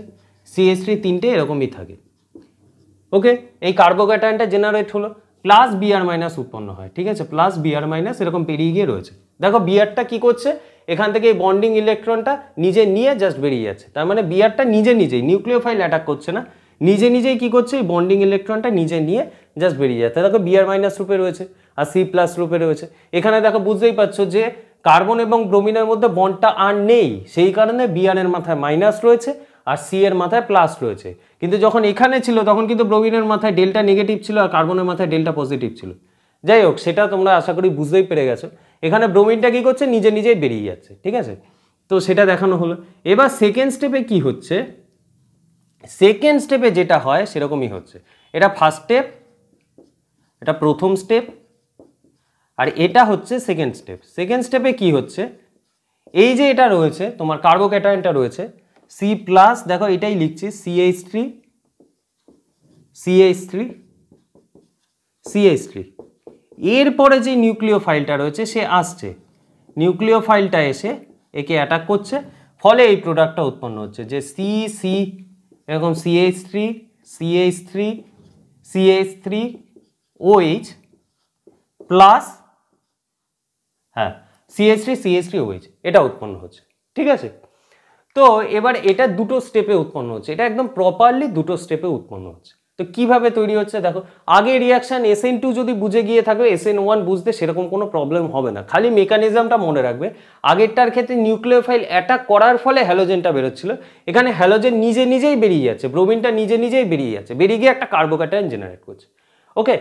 এবার দেখো এখানে এই যে স্টেপটা রয়েছে, ফার্স্ট যেই স্টেপটা সেটাকে বলা হয় স্লো স্টেপ, ঠিক আছে। আগের বারও দেখলে যেই প্রথম যেই তোমার ইন্টারমিডিয়েট তৈরি হচ্ছিল সেটাকে স্লো স্টেপ বলা হচ্ছিল, তাই তো। এবার দেখো এই স্টেপটা রয়েছে স্লো স্টেপ। কেন স্লো স্টেপ রয়েছে এই জিনিসটা একটুখানি বোঝো। দেখো এখানে কার্বনের কি রয়েছে, দেখো কার্বন চারটে বন্ড করেই রয়েছে, কার্বন নর্মাল অবস্থাতেও চারটে বন্ড করেই থাকে, কিন্তু এখানে যখনই যাচ্ছে দেখো কার্বনের কাছে তিনটে বন্ড রয়েছে এবং কার্বনের কাছে একটা পজিটিভ চার্জও রয়েছে, ঠিক আছে। যদিও বা এই তিনটে 3 ডিগ্রি কার্বোক্যাটায়ন স্টেবল, যাই হোক সেটা সম্বন্ধে পরে আসছি, কিন্তু কার্বনের দেখো এখানে তিনটে বন্ড করে রয়েছে। কার্বন নর্মাল অবস্থায় কটা বন্ড করে থাকতে চায়, কার্বন চারটে বন্ড করে থাকতে চায়, এখানে দেখো তিনটে বন্ড করে রয়েছে, তার মানে কার্বন এই অবস্থাতেও যেতে চাইবে না, কার্বন নর্মালি চাইবে সে কি চারটে বন্ড করেই থাকুক, কিন্তু কার্বন এখানে তিনটে বন্ড করে রয়েছে, তার মানে কার্বন এই অবস্থায় থাকতে চাইবে না। তার মানে কার্বন প্রথমে ব্রোমিন বেরিয়ে গেছে, ব্রোমিন বেরিয়ে যাওয়ার পরে কার্বন এই অবস্থায় গিয়ে স্টেবল হচ্ছে না। তো যেই স্টেবল হচ্ছে না ও বলছে তাহলে আমি এই অবস্থায় যেতে চাইবো না, খুব কষ্ট করে যাচ্ছে, সেই কারণে এই স্টেপটাকে বলা হচ্ছে স্লো স্টেপ। এরপরে স্টেপে কার্বোক্যাটায়ন তৈরি হচ্ছে, এবার OH মাইনাস আসছে, এবার কার্বন দেখছে এরপরের স্টেপটাই কি হচ্ছে, চারটে বন্ড তৈরি হয়ে যাচ্ছে, ফলে এই স্টেপটা যেটা হবে সেটা খুব ফাস্ট হবে, এই স্টেপটা খুব ফাস্ট হয়ে যাবে। তার মানে কেন স্লো স্টেপ বলা হচ্ছে এটাকে আর কেন ফার্স্ট স্টেপ বলা হচ্ছে এটাকে, সেটা আশা করি বুঝতে পেরেছো। প্রথম স্টেপে একদম প্রথম যখন হ্যালো অ্যালকেনটা নিয়েছিলাম বা সাবস্ট্রেটটা নিয়েছিলাম সেখানে দেখো চারটে বন্ডই রয়েছে কার্বনের, কিন্তু এখানটা যাওয়ার পরে কার্বন ক্যাটায়ন তৈরি হয়েছে, তার মানে কি হচ্ছে কার্বনের তিনটে বন্ড তৈরি হচ্ছে। কিন্তু তারপরে স্টেপে যখন সেকেন্ড স্টেপে আসছে কার্বন আবার চারটে বন্ড ফিরে পাচ্ছে, তার মানে সেকেন্ড যে স্টেপটা সেটাই সে খুব তাড়াতাড়ি যেতে চাইবে, প্রোডাক্টে খুব তাড়াতাড়ি যেতে চাইবে, কিন্তু এই ইন্টারমিডিয়েট স্টেপটাতে সে যেতে চাইবে না। তাহলে আশা করি বোঝা গেল। এবার দেখ SN1 রিয়াকশনকে মানে ইউনিমলিকিউলার কেন বলছে সেটা আমরা এবার একটুখানি বুঝে নেব। দেখো তোমরা নিজেরাই বলে দিতে পারবে যদি SN2টাকে কেন বাইমলিকিউলার বলা হচ্ছে সেটা যদি বুঝে গিয়ে থাকো, এখানে ইউনিমলিকিউলারটাও বুঝে যাবে। দেখো এদিকে তাকাও, দেখো পুরো রিয়াকশনটাকে ভালো মতো লিখেছি আরেকবার, ঠিক আছে। তো প্রথম স্টেপ যেটা রয়েছে সেটাকে আমি বললাম স্লো স্টেপ। কেন স্লো স্টেপ সেটাও তোমরা বুঝে গেছো। দেখো প্রথম স্টেপে কি হচ্ছে, কার্বনের প্রথমে চারটে বন্ডই ছিল, সেখান থেকে সে একটা কার্বোক্যাটায়ন জেনারেট করছে, অর্থাৎ তার তিনটে বন্ড হচ্ছে, ঠিক আছে। তো তিনটে বন্ড হওয়ার জন্য কার্বন কখনোই সেই স্টেপটায় যেতে চাইবে না, কার্বনের চারটে বন্ড রয়েছে, সে চারটেতেই স্থির অবস্থায় থাকতে চাইবে, কার্বন এই স্টেপে গেছে, ফলে এই স্টেপটায় যাওয়ার জন্য কার্বন এই স্টেপটায় যেতে চাইছে না বলে এটা স্লো স্টেপ হচ্ছে, ঠিক আছে। আমি বললাম এবার দেখো তো সেটাই লিখেছি স্লো স্টেপ। আচ্ছা এখানে না দুটো স্টেপের রিয়াকশনটা হচ্ছে, দুটো স্টেপের ক্ষেত্রে দেখো অ্যারোগুলো ডিফারেন্ট রয়েছে, অ্যারোগুলোও কিন্তু ইম্পর্টেন্ট, তোমাদের অ্যারোগুলোও সেম দিতে হবে। তোমরা যদি এই স্টেপটাকে এদিকে দেখিয়ে দাও তাহলে কিন্তু হবে না, মানে এই সেকেন্ড স্টেপের মতো এদিকে দেখিয়ে দিলে তাহলে কিন্তু হবে না, এটা অ্যারোগুলো ইম্পর্টেন্ট। কি কারণে অ্যারোগুলো ইম্পর্টেন্ট? দেখো এই অ্যারোটাকে বলা হয় উভমুখী বিক্রিয়া, তাই তো তোমরা জানো। রিভার্সেবল রিয়াকশন এই ধরনের রিয়াকশনকে বলা হয়, আর এগুলোকে বলা হয় ইরিভার্সেবল রিয়াকশন, মানে একদিকেই যাচ্ছে, তাই তো। তো কি কারণে একদিকে হচ্ছে আর দুদিকে হচ্ছে সেটা বলছে। দেখো এই ধরনের অ্যারোকে বলা হয় তোমার উভমুখী বিক্রিয়া, মানে ওই দিকেও যেমন যেতে পারে এদিকেও আসতে পারে, তাই তো। এদিকে যেমন যাচ্ছে এদিকেও আসছে, তো এগুলো তোমরা ক্লাস 11-এ পড়ে এসছো। এবার দেখো কার্বনের এখানে 4টে বন্ড ছিল, কার্বন কি কখনো এই স্টেপটায় যেতে চাইবে? কার্বন যেতে চাইবে না, সেই কারণে এটা হচ্ছে স্লো স্টেপ, সেটা বললাম। আর কার্বন যদি এদিকেই যেতে না চায় তাহলে কার্বন কি চাইবে? সবসময় এখানেই থাকতে। ফলে কার্বন যদি দেখে এখানে একটা Br মাইনাস রয়েছে, তাহলে ও টুক করে এখান থেকে নিয়ে নিতে পারে, নিয়ে এখানে চলে আসতে পারে। তার মানে কার্বন এই স্টেপটা যেতে চাইছে না, যদিও বা চলে যায় তার একটা প্রবাবিলিটি থাকবে সে এই Br মাইনাসটাকে আবার নিয়ে এই স্টেপে চলে আসতে পারে। তো সেই কারণে এটা হচ্ছে উভমুখী বিক্রিয়া, ঠিক আছে। আচ্ছা, যদি এটাকে বলা হয় এবার এই স্টেপে যেই চলে যাচ্ছে, এবার কিছু মলিকুলস তো এইভাবে থাকবে, যেই এই স্টেপে আসছে তখন দেখছে পরের স্টেপে তো নিউক্লিওফাইল আসছে, নিউক্লিওফাইল আসার পরে এই জিনিসটা হচ্ছে, ফলে এটাকে ফার্স্ট স্টেপ বলছি। এবার এই স্টেপটাই কি ও কখনো থাকতে চাইবে? কার্বন 3টে বন্ডের অবস্থায় কার্বন থাকতে চাইবে না। এবার পরের স্টেপে দেখছে OH মাইনাস এসে নিয়ে নিচ্ছে, ফলে কার্বন খুব স্পিডে এইদিকে যাচ্ছে, এবং এই স্টেপটায় চলে গেলে কার্বন আর কখনো এই স্টেপে আসতে চাইবে না। এটা তার কঠিন অবস্থা, মানে খারাপ সময়ের মধ্যে দিয়ে যাচ্ছিল, এই 3টে স্টেপে সে খারাপ অবস্থায় ছিল। এবার 3টে স্টেপে যখন খারাপ অবস্থায় রয়েছে, কার্বন বলছে যে আমি হয় এই দিকে চলে আসি নয়তো এই দিকে চলে যাই। এবার এই দিকে আসাটা তোমরা জানো, যখন বিক্রিয়াজাত পদার্থ এই দিকে আসাটা খুব মানে তার ক্ষেত্রে খুব সুবিধাজনক, ফলে এই স্টেপটা ফার্স্ট যেমন হচ্ছে তেমনি এই সেকেন্ড স্টেপটা একমুখী রিয়াকশানই হচ্ছে। আশা করি বোঝাতে পারলাম কেন এটা উভমুখী হচ্ছে, কেন এটা একমুখী হচ্ছে, ঠিক আছে। অ্যারোগুলো কিন্তু ইম্পর্টেন্ট, অ্যারোগুলো ঠিকঠাকভাবে দেবে, ঠিক আছে। আচ্ছা, যাই হোক, এই স্টেপটাকে স্লো স্টেপ বলা হচ্ছে। প্রথম যেই স্টেপটা রয়েছে সেই স্টেপটাকে স্লো স্টেপ বলা হচ্ছে। এবার তোমরা জানো স্লো স্টেপকে রেট ডিটারমিনিং স্টেপ বলা হয় বা RDS বলা হয়। তার মানে এই প্রথম যেই স্টেপটা সেটাই হচ্ছে RDS। এবার তোমরা জানো যে অনেকগুলো বিক্রিয়া, একাধিক ধাপ সম্পন্ন বিক্রিয়ার ক্ষেত্রে আণবিকতাটা কিভাবে নির্ণয় করি? RDS-এ যে কটা রিয়াক্ট্যান্ট অংশগ্রহণ করছে বা যে কটা তোমার অনুপরমাণু বা মূলক অংশগ্রহণ করছে, এখানে RDS-এ বা রেট ডিটারমিনিং স্টেপে কটা অনুপরমাণু বা মূলক অংশগ্রহণ করেছে? একটা, তার জন্য এর আণবিকতা হয়ে যাবে 1। সেই কারণে এটাকে বলা হচ্ছে সাবস্টিটিউশন নিউক্লিওফিলিক ইউনিমলিকুলার রিয়াকশন। ইউনি মানে আণবিকতাটা হচ্ছে তার 1। তো কোনো জিনিসই মুখস্থ করতে হবে না, অর্গানিকে বুঝলেই হয়ে যাবে। তো SN1 রিয়াকশন কেন SN1 বলা হচ্ছে আর SN2-কে কেন SN2 বলা হচ্ছে সেটা আশা করি বোঝাতে পারলাম আমি, ঠিক আছে। এর পরের দিন আমরা পড়বো SN1 এবং SN2-তে কি কি ফ্যাক্টরের মাধ্যমে জিনিসগুলো হচ্ছে, সেই জিনিসটা জাস্ট এক্সপ্লেন করে দেবো একটুখানি। ছোট্ট ক্লাস হবে এর পরের দিন। তারপরের ক্লাসে আমরা এলিমিনেশন দেখব, ঠিক আছে। তো এই দুটো জিনিস খুব ইম্পর্টেন্ট, এই দুটো জিনিসকে একটু ভালো মতো পড়ে নাও। চলো, থ্যাংক ইউ সো মাচ।